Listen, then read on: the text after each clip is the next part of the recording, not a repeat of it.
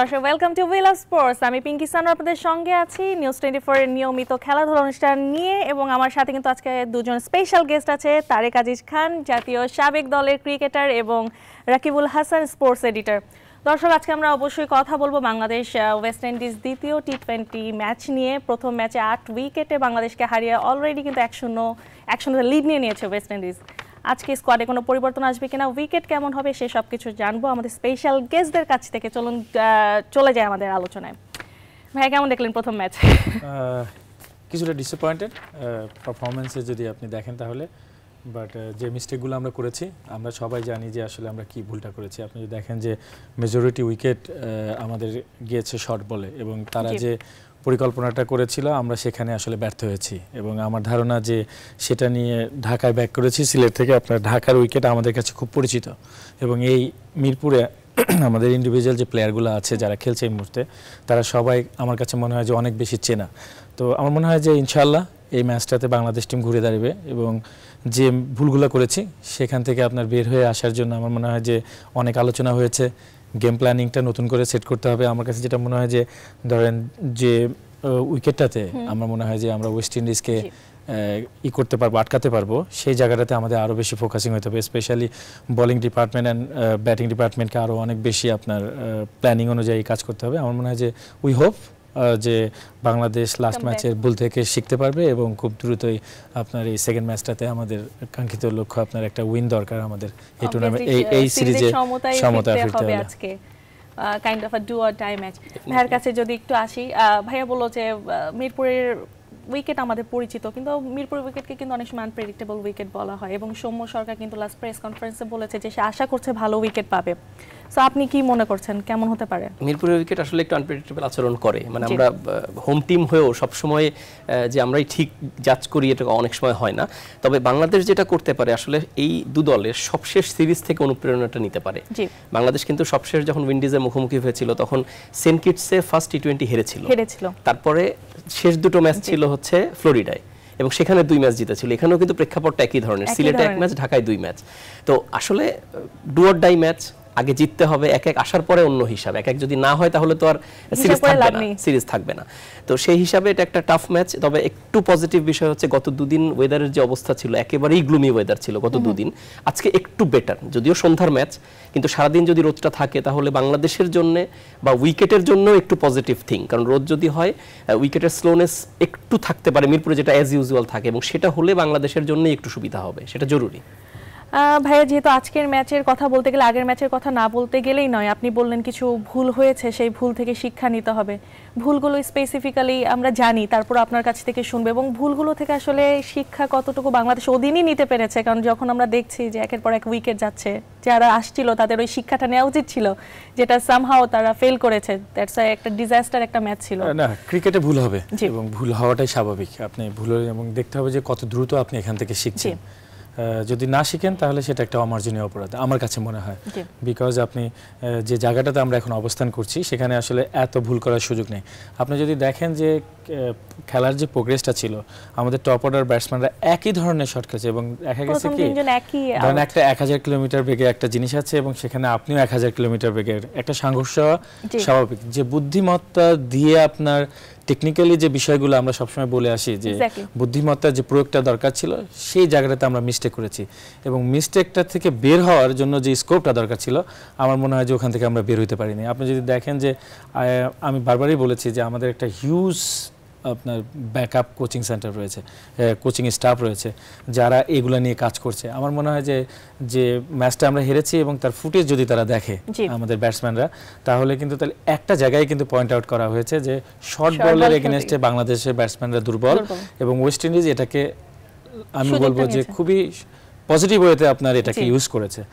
But T20 ফরম্যাটে আপনার কি সাকিব যে ধরনের ইনিংসটা খেলেছে, আপনি যদি দেখেন যে একটা ব্যাটসম্যান নন স্টপ আপনার অ্যাটাকিং করে গেছে, আর এক পাশ থেকে কিন্তু উইকেট পড়ে গেছে। আমার মনে হয় টপ অর্ডার ব্যাটসম্যানের যে শিক্ষাটা খুব জরুরি। আমার মনে হয় যে আর্লি ইন দ্য ইনিংস আমার কাছে যেটা মনে হয়েছে too early to go for full shot, এবং এই বলটা মেরে কিন্তু ব্যাটসম্যানের সাধারণত খুব প্রাউড ফিল করে। আপনি যদি দেখেন অ্যাজ এ বলার আমার কাছে যেটা মনে হয়, যখন কোনো বলটা আমরা ব্যাটসম্যানের দিকে তাক করে দেওয়ার চেষ্টা করেছি, তখনই সে যখন ওটা হিট করতে পারে তখন তার ভিতরে একটা আলাদা ফিল পায়। আমার মনে হয় যে এই ফ্যান্সিটাতে না গিয়ে কিছুটা বুদ্ধিমত্তা প্রয়োগ করে যদি আমরা এই জায়গাগুলোতে স্পেশালি এই জায়গাগুলোতে নক করি, এবং আমার শিওর যে তারা মিরপুরেও সেম অ্যাটাকটা করার চেষ্টা করবে। এবং এই ক্ষেত্রে আমার কাছে যেটা মনে হয় যদি আপনার কিছুটা আমি পার্সোনালি করব যে মিরপুরের উইকেটটা কিছুটা আমাদের ফরে যদি করা হয়, তাহলে আমার মনে হয় যে আপনি যদি দেখেন যে ওদের কিন্তু একটাই ব্যাটসম্যান, আমার কাছে যেটা মনে হয়েছে হোপ অ্যান্ড হেটমার, আপনার যদি এই দুইটা ব্যাটসম্যান মোটামুটি ফর্মে আছে। আমার মনে হয় হোপ কিন্তু একাই দেখেন যতগুলো রান হয়েছে ওয়েস্ট ইন্ডিজের মেজরিটি রান কিন্তু তার ব্যাট থেকে আসছে। সো তাকে নিয়ে যদি একটা আলাদা পরিকল্পনা করা হয় এবং সেই পরিকল্পনা অনুযায়ী তাকে যদি ছকে বেঁধে রাখা যায়, তাহলে আমার মনে হয় না যে মিস্টেকটা আপনি যেটা আমরা বারবারই বলছি যে প্রথম ম্যাচের ভুল শুধরিয়ে সেকেন্ড ম্যাচে যদি এসে প্রপার ওয়েতে প্ল্যানিংয়ে আপনার যদি কাজ করতে পারি, তাহলে ইনশাআল্লাহ এই ম্যাচে যে আমার যে কাঙ্ক্ষিত জিনিসটা আমরা চাচ্ছি সিরিজের সমতায় ফেরার একটা যথেষ্ট সম্ভাবনা রয়েছে। ভাই ছোট্ট একটা ব্রেক নিয়ে আসি, এরপরে ভাইয়ের কাছে আবার ফিরবো। দর্শক এবার জেনেছি ছোট্ট একটি break, don't go anywhere, will be right back.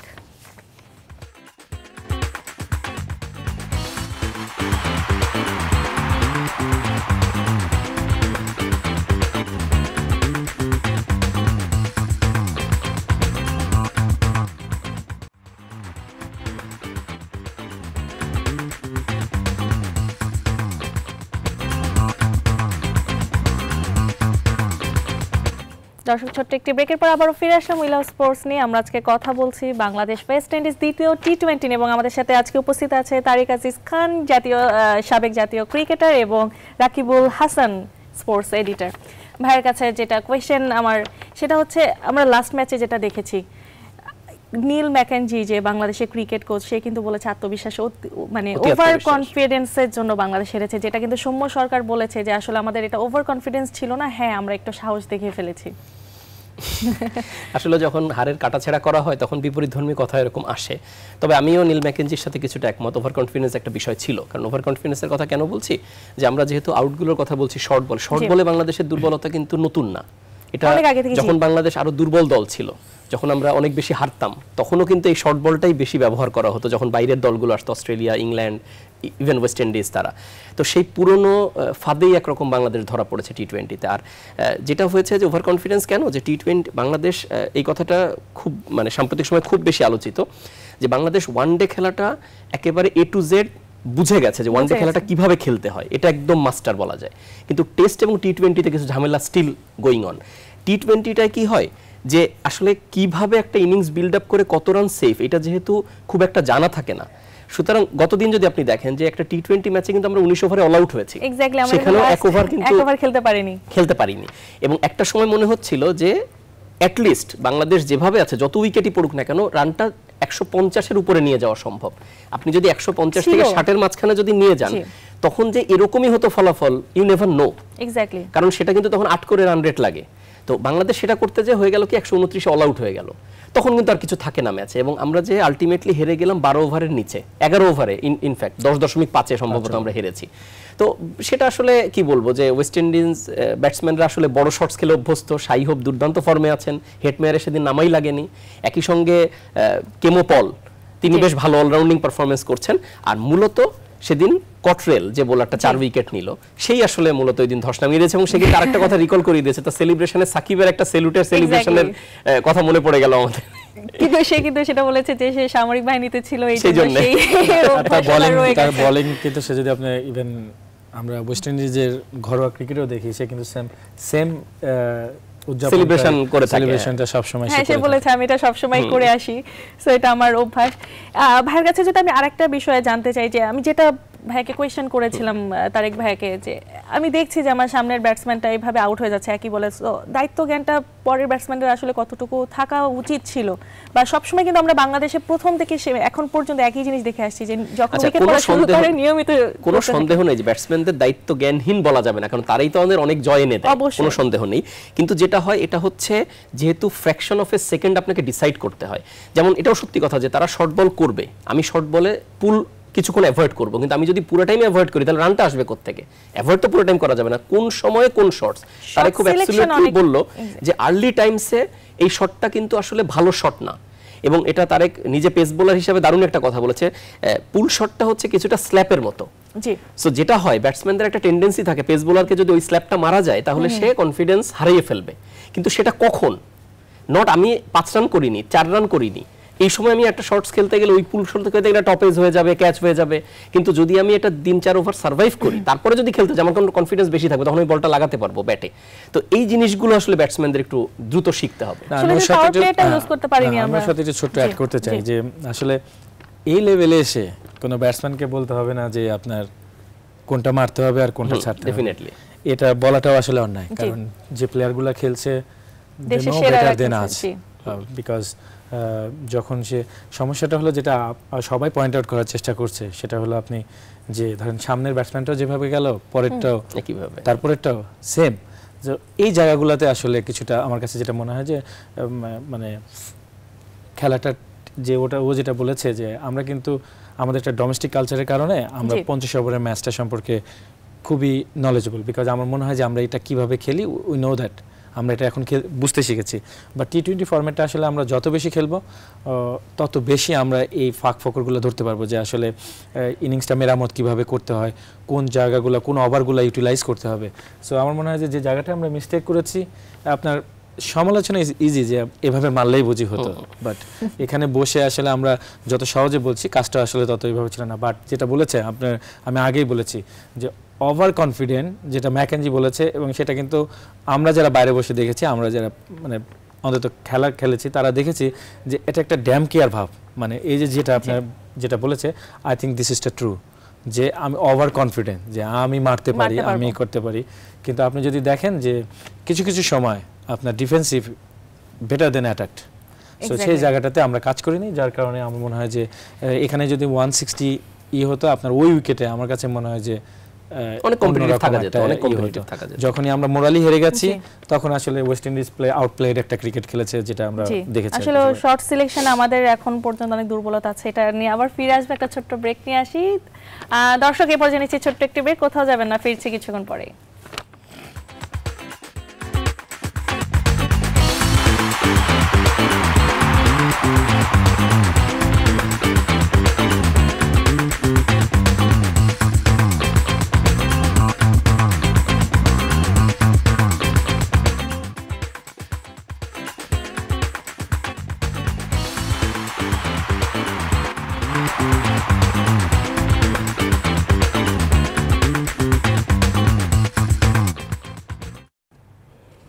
Welcome back to উইলা স্পোর্টস নিউজ 24 এর খেলাধুলা নিয়ে নিয়মিত আয়োজন। আমি পিঙ্কি সানা আপনাদের সঙ্গে আছে, এবং আমরা আজকে কথা বলছি বাংলাদেশ ওয়েস্ট ইন্ডিজ দ্বিতীয় টি-20 সিরিজ, টি-20 ম্যাচ নিয়ে। ভাইয়ের কাছে যেটা বলছিলাম যে আপনি বলছিলেন যে ব্যাটসম্যানদের জন্য যে আমরা খারাপ খেলে অনেক সময় কথা বলি, কিন্তু যেখানে সাকিব একটা ভালো ইনিংস খেলেন, অপর সাইডে হচ্ছে ওয়েস্ট ইন্ডিজও খুব ভালো একটা ইনিংস খেলেছে, সেখানে অন্য ব্যাটসম্যানদের এত দুর্বলতা, আসলে ভুলটা আসলে স্বীকার করতেই হয়। এবং বাংলাদেশের প্রতি আমাদের এক্সপেকটেশন এত বেড়ে গিয়েছে যে ওরা খারাপ করলে আসলে এখন আমাদেরও খারাপ লাগে, আসলে কথা উঠবেই। আপনি যদি দেখেন, আমার কাছে মনে হয় যে ওয়েস্ট ইন্ডিজ বেটার ক্রিকেট খেলেছে আমাদের থেকে, পার্টিকুলার ডেতে তারা অনেক বেটার ক্রিকেট খেলেছে। এবং যে জায়গাটাতে যেটা আপনি বলেছেন, আমাদের ইনিংসটা কিন্তু বড় না হওয়ার, আপনি যদি দেখেন যে আমরা আরিফ যে জায়গাটায় ব্যাট করেছে, আমার মনে হয় যে আরিফ কিন্তু কিছু কিছু শট আপনার লাগেনি, এবং যে প্লেসমেন্টগুলো দরকার ছিল সেটা হয়নি, এবং সাইফুদ্দিনের কাছ থেকে যে ক্যামিওটা আমরা আশা করেছিলাম সেটা হয়তো সে দিতে পারেনি। বাট ওভারঅল টপ অর্ডারের ব্যর্থতার কারণেই আমার মনে হয় যে আমরা ম্যাচ থেকে ছিটকে গেছি অনেকটা। সাকিব একা লড়ে গেছে, আপনি যদি দেখেন পুরো ইনিংসটাতে। আর আমার সাকিব এক সাইডে থাকতে থাকতে ওইদিকে 5 জন ব্যাটসম্যানের অলরেডি যে স্কোয়াডটা আমরা সাজিয়েছি, যে টোটাল স্কোয়াডটা, আমার মনে হয় যে গুড টি-20 স্কোয়াড আমার কাছে মনে হয়েছে। তো আমার মনে হয় যে স্কোয়াডের প্রতি আস্থা রাখা উচিত। আজকের ম্যাচটাতে আপনি যেটা বলেছেন যে হ্যাঁ, তবে আমার কাছে মনে হয় যে আমরা বোলিং ডিপার্টমেন্টও আরও অনেক বেশি, মানে আমার কাছে যেটা মনে হয় যে কালেকটিভ ওয়েতে আপনার করা, ইন্ডিভিজুয়াল না হয়ে একটা পুরো প্ল্যান ইউনিট হিসাবে আমার মনে হয় যদি কাজ করতে পারি, তাহলে আমার মনে হয় যে ওয়েস্ট ইন্ডিজের এগেনস্টে যেটা আমার কাছে যেটা মনে হচ্ছে, বিকজ তারা পাওয়ার ক্রিকেট খেলে অভ্যস্ত, এবং আপনি যদি দেখেন যে শটগুলো তারা খেলেছে সিঙ্গেলসের থেকে, কিন্তু তাদের বেশি 4 ছক্কা মারাতে পেতে তাদের মনোযোগটা বেশি থাকে। তো আমার মনে হয় যে এই জায়গাগুলোতে যদি আটকাতে পারি, এবং আমার মনে হয় যে বোলিং বৈচিত্র্য অবশ্যই দরকার। যে জায়গাটাতে ওরা মিস্টেক করেছে, আমার মনে হয় যে উইকেটটা ছিল সেই উইকেটটাতে কিছুটা জোরে বল করার প্রবণতা আমার কাছে মনে হয়েছে।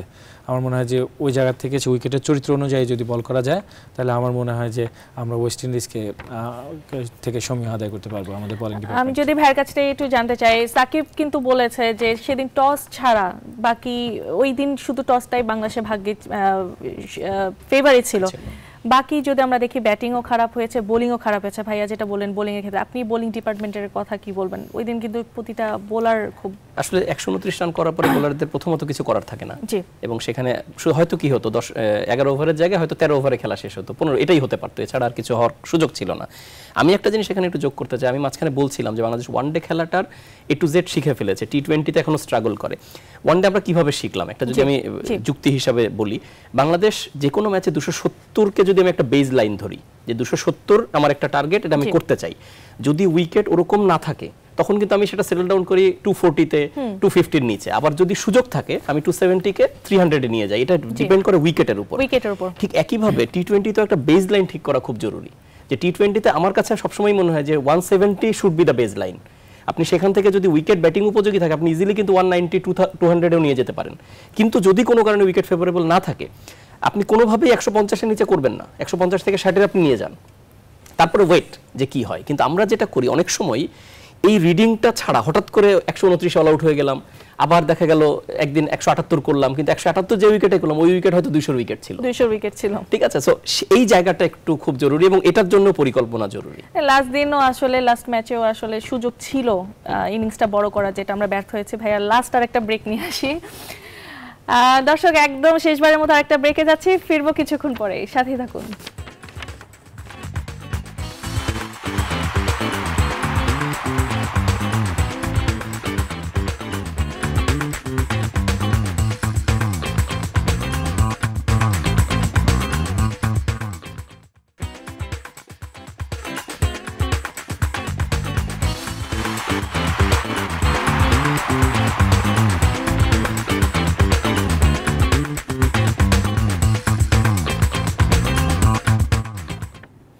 দর্শক ছোট্ট একটি ব্রেকের পরে আবারও ফিরে আসলাম উইলা স্পোর্টস নিয়ে, এবং আমরা কথা বলছি আজকে Bangladesh West Indies T20 second match নিয়ে। ভাই একদম শেষ পর্যায়ে চলে এসেছি, প্রোগ্রাম শেষ করতে হবে, তার আগে অবশ্যই ম্যাচ প্রেডিকশনটা জানতে চাবো, আর ছোট্ট করে একটু জানতে চাবো যে ওয়ার্ল্ড কাপকে ঘিরে কিন্তু এত প্রিপারেশন কেমন দেখছেন? ম্যাচ প্রিপারেশন তো ডু অর ডাই ম্যাচ, জিততেই হবে। একটা চেঞ্জের সম্ভাবনা, যদি আমরা চেঞ্জ নিয়ে আলাপ করিনি, একটা চেঞ্জের সম্ভাবনা আছে। পেস বোলিং ডিপার্টমেন্টে রুবেল হোসেন আজকে সুযোগ পেতে পারেন আবু হায়দার রনির জায়গায়।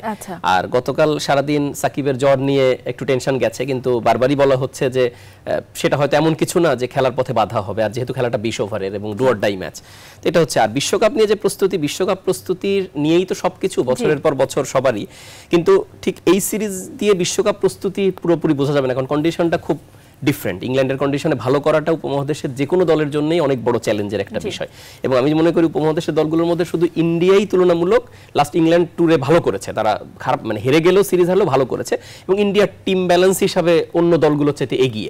তার বাইরে সবার জন্য ইংলিশ কন্ডিশনে আসলে ভালো করাটা চ্যালেঞ্জ। কিন্তু বাংলাদেশ শেষ যে 2-3 মাস প্রস্তুতি নিবে, সেই প্রস্তুতিগুলো কিভাবে নিবে, এবং বিশ্বকাপে ঠিক আগে আয়ারল্যান্ডে একটা সিরিজ আছে বাংলাদেশের, ওখানে কিভাবে অ্যাডাপ্ট করে, ওই টাইমটা কিভাবে কাজে লাগায়, এটার উপর অনেক বেশি নির্ভর করবে। ভাইয়ের কাছে সেম কোয়েশ্চেন থাকবে আজকে ম্যাচ প্রেডিকশনটা, এবং ভালো করার মানে কামব্যাক করার জন্য ভুল ত্রুটিগুলো তো অবশ্যই আমাদের রেকটিফাই করতে হবে, সেই দিকটা আপনি কিভাবে দেখবেন? না, আমরা যদি দেখি, আপনি দেখেন যে সিরিজে থেকেও আমার কাছে যেটা মনে হচ্ছে যে এই ম্যাচটা জেতাটা খুব গুরুত্বপূর্ণ আমাদের জন্য, বিকজ টি20 আমরা ওডিআই সিরিজ জিতেছি, হ্যাঁ টি20টা আমাদেরকে জেতার জন্য যে কাজগুলো করতে হবে, আমার মনে হয় যে টপ অর্ডার ব্যাটসম্যানকে আরও অনেক বেশি, আমার কাছে মনে হয় যে তামিমের কাছ থেকে আমরা তামিম, সৌম্য, লিটন, এই 3 জনের কাছ থেকে আমার মনে হয় যে একটা আমার কাছে যেটা সবচেয়ে বেশি জরুরি যেটা মনে হচ্ছে সেটা হলো একটা starting, we need a good start. এটা যদি আমরা করতে পারি, মিরপুরের উইকেট আসলে কেমন স্কোর আমরা আশা করতে পারি জেতার জন্য?